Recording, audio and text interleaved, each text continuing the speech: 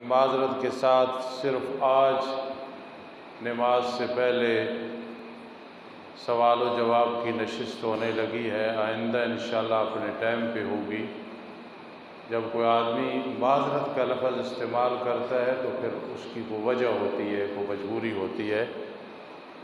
دوسرے نمبر پہ گزارش یہ ہے کہ اتنا اہم موضوع تھا جو مفتی انعام الرحمن حفظہ اللہ بیان کر رہے تھے اور بڑے دلائل کے ساتھ، تو جو ساتھی لیٹ آئے ہو میں پیار سے کہہ رہا ہوں کہ جلدی آنے کی کوشش کیا کرو۔ جس مسجد میں بھی جمعہ پڑھو آخر خطیب تیاری کر کے آتے ہیں اور عوام کے لیے آتے ہیں، تو جو لیٹ آئے ہو اتنی اہم باتیں نہیں سن سکے، کتنا بڑا نقصان ہے۔ عادت بناؤ جلدی آنے کی، اللہ توفیق نصیب فرمائے۔ السلام علیکم۔ وعلیکم السلام۔ زور، عصر، مغرب، عشاء میں رکعتیں رہ جائیں تو کیسے ادا کرنی ہے؟ دیکھیں، زور 4 رکھتے ہیں، عصر بھی 4، عشاء بھی 4، مغرب کی 3 ہے، آپ جانتے ہیں۔ اگر امام کے ساتھ 1 رکعت رہ گئی ہے، امام جب سلام پھیرے تو کھڑے ہو کے ثنا بھی پڑھنی ہے، سورۃ فاتحہ بھی پڑھنی ہے اور ساتھ سورت ملانی ہے، اس کے بعد سلام پھیرتے ہیں۔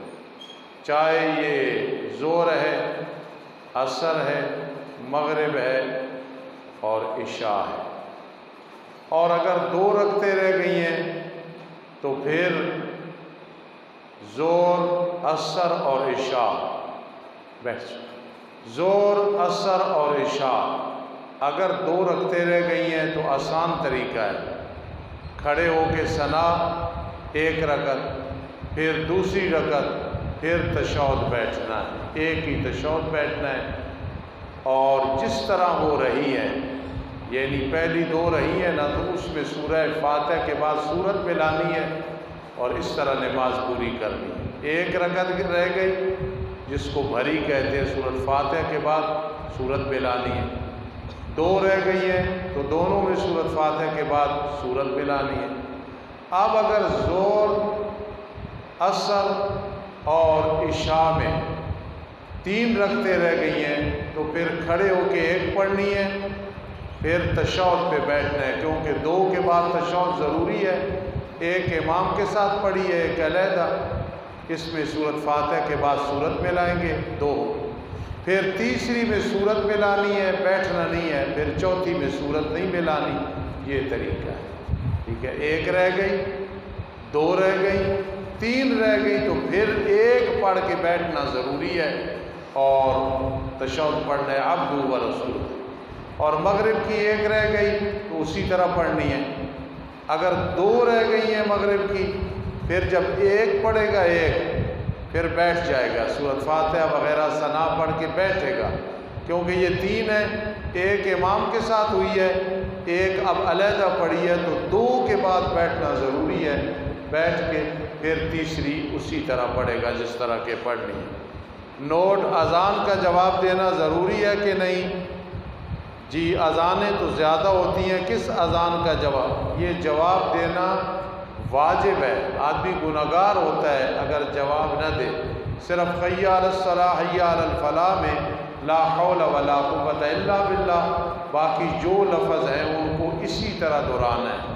اور صبح کی اذان میں اگر عربی میں آتا ہو تو الصلاۃ خیر من النوم کے بعد صدقت و بررت و بالحق نطقت، یا اردو پنجابی میں کہہ دے بھائی مؤذن تو سچا ہے، سچ کہہ رہا ہے۔ اللہ ہمیں عمل کی توفیق نصیب فرمائے۔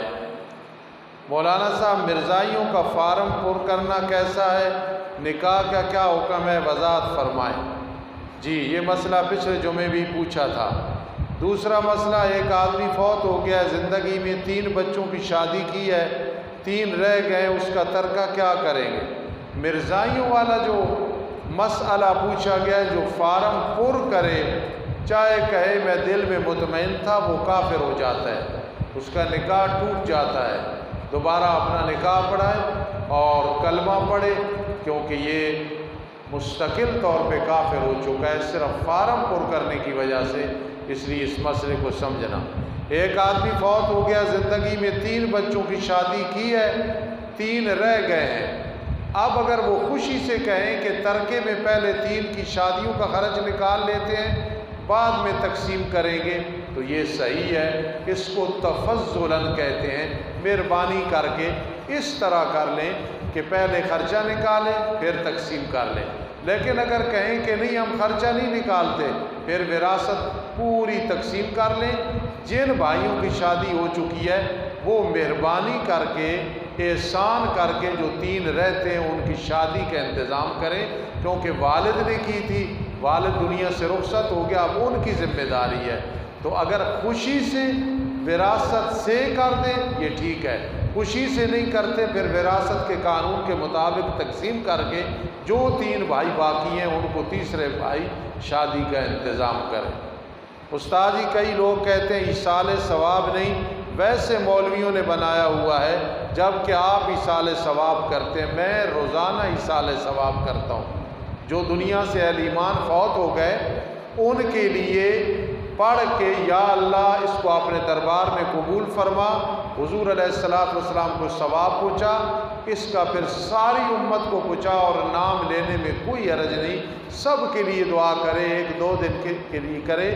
قرآن کی آیت وَلَيْسَ لِلْإِنسَانِ إِلَّا مَا سَعَىٰ، اس میں بھی دلیل ہے، اور کتنی حدیثیں ہیں کہ میرے آقا نے فرمایا جب میت کو ثواب پہنچتا ہے تو وہ پوچھتا ہے کہ میرا یہ درجہ آج کیوں بلند ہوا ہے، تو اللہ کی طرف سے جواب آتا ہے تیری اولاد نے، دوست نے اور شاگردوں نے یا فلاں نے پڑھ کے بخشا ہے، جس سے تیرا یہ کہنا کہ سال ثواب کوئی نہیں، یہ گمراہی ہے، یہ غلط عقیدہ ہے، یہ نہیں رکھنا۔ استاد جی کئی لوگ بڑی خوبصورت داڑھی رکھی ہوئی ہے پھر جھوٹ بولتے ہیں، آیا انہیں داڑھی کا ثواب ملے گا یا کہ نہیں؟ ثواب داڑھی کا ملے گا، داڑھی رکھ کے جھوٹ بولنا لعنت اللہ علی الکاذبین، اور داڑھی منڈوانے والا بھی جھوٹ بولے لعنت اللہ علی الکاذبین۔ داڑھی پہ اعتراض نہ کرو، میری ایک بات سمجھنا، داڑھی میں اسلام نہیں ہے کہ داڑھی رکھ گئی آدمی میں پورا اسلام آ گیا۔ اسلام میں داڑھی ہے، بات سمجھنا، اسلام میں داڑھی ہے، داڑھی میں اسلام نہیں کہ فلاں نے داڑھی رکھی جھوٹ بولتا ہے پھر داڑھی نہ رکھو معاذ اللہ۔ داڑھی نبی اکرم صلی اللہ تعالی وسلم کی سنت مؤکدہ ہے، جنہوں نے نہیں رکھی ہوئی اللہ انہیں توفیق نصیب فرمائے۔ استاد جی لاؤڈ اسپیکر میں اذان دی جائے تو دائیں منہ پھیرنا ہے یا کہ نہیں پھیرنا؟ بالکل دائیں طرف حی علی الصلاۃ، حی علی الصلاۃ، حی علی الفلاح، یہ منہ پھیرنا ہے، چاہے لاؤڈ اسپیکر ہو چاہے نہ ہو، کیونکہ میرے آقا کی سنت ہے تو سنت کو نہیں چھوڑنا۔ اللہ پاک عمل کی توفیق نصیب فرمائے۔ آخری استاد ایک آدمی زندہ ہے، اس کے 5 بیٹے ہیں، 3 بیٹیاں ہیں، 2 بیویاں ہیں، ماں باپ نہیں ہے، وراثت کیسے تقسیم ہوگی؟ 5 بیٹے، 3 بیٹیاں اور 2 بیویاں ہیں، اس کا 8واں حصہ نکال کے دونوں بیویوں کو دے دو آدھا آدھا، پیچھے 5 بیٹے اور 3 بیٹیاں، 13 حصے کر لو، 2 بیٹوں کو دے دو اور 1 بیٹیوں کو۔ یہ بڑا آسان طریقہ ہے، 8واں نکال لو، دونوں کو آدھا دے دو، بیویاں فارغ، ماں باپ ہیں کوئی نہیں اس مرنے والے کے، 13 حصے کر لو، 2 5 بیٹوں کو 5 دونے 10 اور 1 جو ہے وہ بیٹی کو دے دو۔ آخری ہے استاد جی میں ایک آدمی کے پاس ملازم تھا، مجبوراً اس کی عزت کرتا تھا، تنخواہ اچھی دیتا تھا، لیکن اسے اندر سے نقصان بھی دیتا تھا، اسے پتہ نہیں چلنا دے۔ کتنا مجرم ہوں، بہت بڑا مجرم ہے، مالی کوئی نقصان کیا ہے اسے ادا کرے یا معاف منگائے۔ اگر وہ فوت ہو گیا ہے تو پھر اس کے لیے ایک تو استغفار کرے، اس کے پیسے جو وہ رسا ہیں انہیں واپس کرے، یا وہ نہیں ہے تو پھر صدقہ و خیرات کر دے اس کے نام کا۔ یہ بہت بڑا جرم ہے کسی کو دا لگانا۔ استاد جی وطر 1 ہے یا 3 سنا ہے کہ آپ 1 پڑھتے ہیں، بہت بڑا بہتان ہے، میں 3 پڑھتا ہوں، کبھی زندگی میں 1 نہیں پڑھا۔ وطر 3 ہے۔ سب سے بڑی دلیل یہ ہے کہ میری ماں عائشہ صدیقہ رضی اللہ تعالیٰ عنہ جو ہر وقت آپ کے ساتھ ہوتی تھی، وہ فرماتی ہیں میرے آقا پہلی رکعت میں سبح اسم ربک الاعلیٰ پڑھتے تھے، دوسری میں قل یا ایھا الکافرون پڑھتے تھے اور تیسری میں قل ھو اللہ احد پڑھتے تھے۔ کتنی آسان اور اظہر من الشمس دلیل ہے۔ اور یہ ذہن میں رکھنا، میرے بیٹے مفتی صاحب نے جو بیان کیا یا میں، خدا کا قسم ہم کسی بھی کیچڑ نہیں اچھالتے، لیکن کو مسئلہ پوچھے بتانا ہے۔ کیوں؟ کل قیامت کے دن کیا ہوگا؟ جن علماء نے حق بیان نہیں کیا، الجم بلجام من نار، آگ کی لگام ڈالی جائے گی اور زبانیں کاٹی جائیں گی۔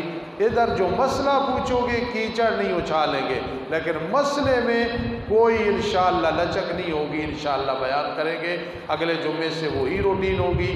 اور ضروری بات سنیں، اگلے جمعے پہ میں نے انشاءاللہ موضوع بیان کرنا ہے استخلاف آیات۔ جو آیات ہے نا استخلاف کی، 4 خلیفے صدیق، فاروق، عثمان، علی رضی اللہ تعالیٰ عنہ وغیرہ، اس پہ میں نے وضاحت کے ساتھ انشاءاللہ بیان کرنا ہے۔ خدا را جلدی آنے کی کوشش کرنا اور ساتھ ساتھیوں کو بھی لے کے آنا، یہ علمی ماحول سے فائدہ اٹھاؤ۔ اللہ پاک قیامت کے دن بہت ثواب عطا فرمائیں گے انشاءاللہ۔